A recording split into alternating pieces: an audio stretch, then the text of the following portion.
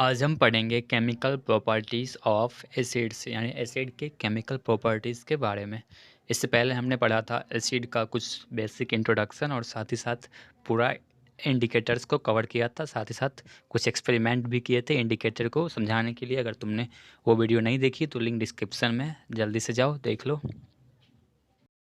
चलिए अब हम कंटिन्यू करते हैं अपने इस पार्ट को, और इसमें बेसिकली हम पढ़ने वाले हैं 4 चीज़ों के बारे में, जिसमें से पहला हमारा होने वाला है reaction of acid with metals, यानी मेटल के साथ एसिड कैसे रिएक्ट करता है, अभी उसके बारे में पढ़ेंगे। एंड फिर उसके बाद reaction of acid with metal carbonate, और मेटल कार्बोनेट के साथ एसिड कैसे रिएक्ट करता है, रिएक्शन के बाद प्रोडक्ट में हमें क्या क्या मिलता है।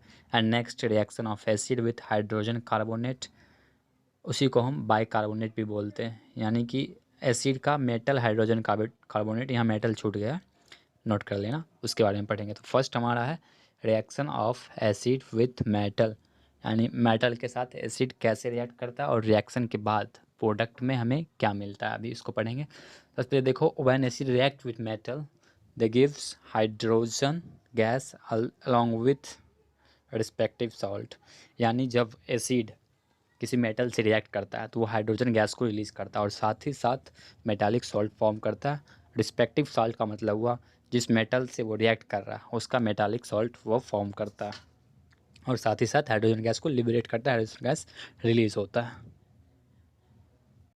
इसको अच्छे से समझने के लिए, बेटर तरीके से समझने के लिए मैं पहले इसका जनरल इक्वेशन बता देता हूँ कि जनरल इक्वेशन कैसे लिखते हैं इसका, ताकि एक क्लियर अंडरस्टैंडिंग हो तुम्हें। जिसमें एसिड जब मेटल से रिएक्ट करता है यानी एसिड प्लस मेटल, और हमें जो प्रोडक्ट मिलता है वो सॉल्ट होता है और हाइड्रोजन गैस होता है, यानी सॉल्ट प्लस हाइड्रोजन गैस। ये इसका जनरल इक्वेशन है। एसिड की जगह पे हम कोई भी एसिड ले सकते हैं, मेटल की जगह पे हम कोई भी मेटल ले सकते हैं। प्रोडक्ट हमें मेटालिक साल्ट होगा, उस मेटल का साल्ट होगा, प्लस हाइड्रोजन गैस लिबरेट होगा। ये फिक्स है, हर मेटल जब भी एसिड से रिएक्ट करेगा तो हाइड्रोजन रिलीज होगा। एग्जाम्पल देख लो, एक HCl एसिड है, सब जानते हो, और Na यानी सोडियम मेटल है। जब दोनों आपस में रिएक्ट करता है तो मेटालिक साल्ट यानी NaCl सोडियम क्लोराइड बनता है, एक साल्ट है, और साथ साथ हाइड्रोजन गैस रिलीज करता है। ऐसा हर रिएक्शन में होगा जब भी मेटल एसिड से रिएक्ट करेगा। ओके, क्लियर हो गया? अब आगे तुम्हारे डाउट आ रहे होंगे कि हाइड्रोजन गैस रिलीज होता है, ये कैसे पता करें। हमें कैसे पता चलेगा कि जो गैस निकला है वो हाइड्रोजन है, यानी हाइड्रोजन का टेस्ट कैसे कर सकते हैं। NCERT का टॉपिक है, ध्यान से देखना। टेस्ट फॉर हाइड्रोजन गैस, यानी हाइड्रोजन गैस को हम कैसे टेस्ट कर सकते हैं।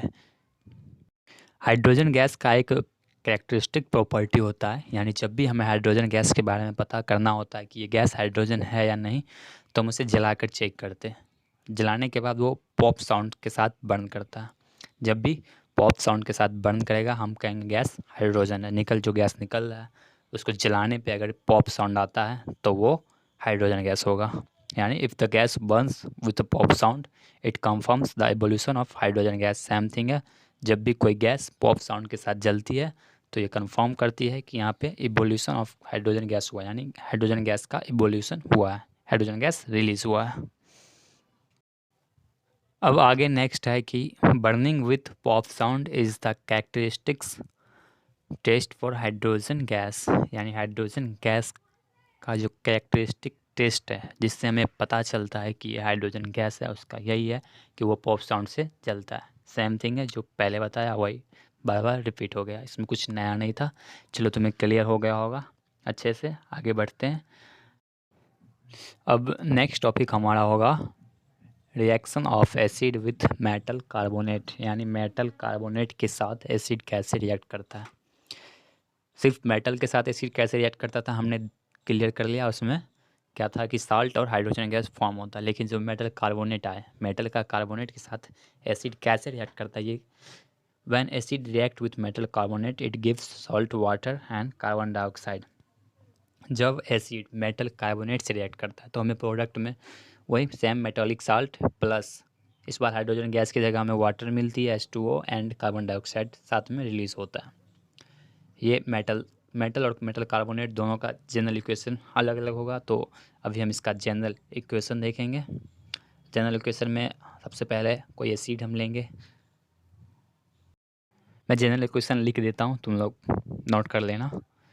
एसिड प्लस मेटल कार्बोनेट जब दोनों आपस में रिएक्ट करेंगे तो हमें जो प्रोडक्ट मिलेगा वो salt plus carbon dioxide plus water होगा। सिंपल है, इजी है, इसमें कुछ ज़्यादा इम्पोर्टेंट नहीं है, सिर्फ जनरल इक्वेशन याद रखोगे सब कुछ हो जाएगा। ज़्यादा कुछ इसमें पढ़ना नहीं, इससे ज़्यादा कुछ क्वेश्चन रहेंगे नहीं। जनरल इक्वेशन याद रखोगे तो तुम्हें आगे इक्वेशन बनाने में आसानी होगी, इक्वेशन आसानी से तुमसे बनते जाएंगे। चलिए आगे बढ़ते हैं।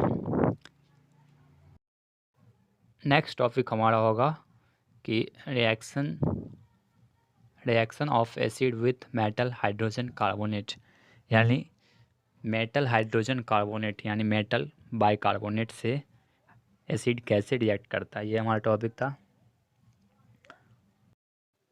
सबसे पहले हम देख लेते हैं कि ये इसके बारे में लिखा क्या गया है। When acid reacts with metal hydrogen carbonate, it gives salt, carbon dioxide and water. Same thing है, जैसा मेटल कार्बोनेट में हुआ था बिल्कुल वैसा ही मेटल हाइड्रोजन कार्बोनेट यानी मेटल बाइकार्बोनेट में दोनों का प्रोडक्ट बिल्कुल सेम होता है। रिएक्टेंट अलग अलग होते हैं लेकिन प्रोडक्ट बिल्कुल सेम होता है। प्रोडक्ट में क्या क्या होता है, तो salt, carbon dioxide plus water, यानी रिस्पेक्टिव साल्ट जो मेटल होगा उसका metallic salt plus carbon dioxide gas and साथ में H2O रिलीज मतलब वाटर, ये सारे प्रोडक्ट फॉर्म होते हैं। जनरल इक्वेशन देख लो, acid plus metal hydrogen carbonate, product में मिलता है salt plus carbon dioxide plus water. ये भी जनरल इक्वेशन दोनों का सेम है। मेटल कार्बोनेट और मेटल बाइकार्बोनेट दोनों का जनरल इक्वेशन सेम है, प्रोडक्ट भी दोनों का सेम है, सिर्फ दोनों का रिएक्टेंट डिफरेंट होगा। ओके, दोनों क्लियर है। अब हम ये करेंगे कि जैसे हमने देखा था कि हाइड्रोजन गैस रिलीज़ हो रहा था, तो हाइड्रोजन गैस का टेस्ट किया था कि वो हाइड्रोजन था या नहीं, उसी तरह कार्बन डाइऑक्साइड का भी टेस्ट करना होगा कि ये गैस जो रिलीज़ हो रहा है वो कार्बन डाइऑक्साइड है कि नहीं है। कैसे हम कंफर्म करेंगे कि हाइड्रोजन गैस रिलीज़ हुआ या नहीं, यानी test for evolution of carbon dioxide gas. तो it turns lime water milky when passes through it. जब लाइम वाटर से कार्बन डाइऑक्साइड पास कराया जाता है तो उसका कलर मिल्की हो जाता है, यानी मिल्की यानी दूधिया रंग का हो जाता है। अब लाइम वाटर क्या होता है ये तुम्हें ये पूछ रहे हो कि लाइम मतलब चूना होता है, वाटर मतलब चूना वाला पानी। जब हम चूना घोलते हैं तो वो तो वैसे ही वाइट होता है, लेकिन जब उसे कार्बन डाइऑक्साइड पास करवाते हो तो मिल्की वाइट हो जाता है, दूध की तरह हो जाता है। ये भी क्लियर हो गया। यानी कार्बन डाइऑक्साइड को टेस्ट हम कैसे करेंगे, ये क्वेश्चन रह सकता है। हाइड्रोजन का टेस्ट और कार्बन डाइऑक्साइड का टेस्ट पूछ सकता है, बाकी इससे जनरल इक्वेशन भी नहीं पूछता है। इसमें दो ही चीज़ इंपॉर्टेंट था कि हाइड्रोजन गैस को हम कैसे टेस्ट करेंगे और कार्बन डाइऑक्साइड को हम कैसे टेस्ट करेंगे। अब नेक्स्ट टॉपिक है हमारा कॉमन इन एसिड्स। सारे एसिड में क्या कॉमन होते हैं, मतलब जितने भी एसिड होंगे उसमें कुछ तो कुछ कॉमन होगा, जैसे HCl है, H2SO4 है, HNO3 है, nitric acid, sulphuric acid, hydrochloric acid, ये तीनों, इन तीनों में और भी बाकी जो भी एसिड है उन सब में कुछ ना कुछ तो कॉमन होगा। तो क्या कॉमन होता है कि all acids have hydrogen gas in common, that's why it gives hydrogen gas when reacts with metal. सारे एसिड में हाइड्रोजन गैस कॉमन होता है, यानी जितने भी एसिड होंगे उसमें हाइड्रोजन गैस प्रेजेंट होता है, इसलिए वो जब मेटल से रिएक्ट करता है तो हाइड्रोजन गैस इलेबोरेट करता है, यानी हाइड्रोजन गैस का इवोल्यूशन होता है। और इसी कारण वो अपना एसिडिक प्रॉपर्टी भी शो करता है, यानी H+ आयन की वजह से ही एसिड अपना एसिडिक प्रॉपर्टी शो कर पाता है। ओके, क्लियर है। अब आगे एसिड यहाँ पे ख़त्म हो जाता है। एसिड के बारे में 10th में जितनी भी जानकारी होनी चाहिए थी मैंने तुम्हें बता दिया। अगर कोई डाउट रह गया हो, कुछ भी मन में डाउट आ गया हो, कोई भी क्वेश्चन इस एसिड के से रिलेटेड कोई भी क्वेश्चन हो, कमेंट जरूर करना या फिर व्हाट्सएप कर लेना, वहाँ से भी तुम्हारे डाउट सॉल्व हो जाते हैं। मैं सारे कमेंट का रिप्लाई करता हूँ, तो कमेंट जरूर करना अपने डाउट्स।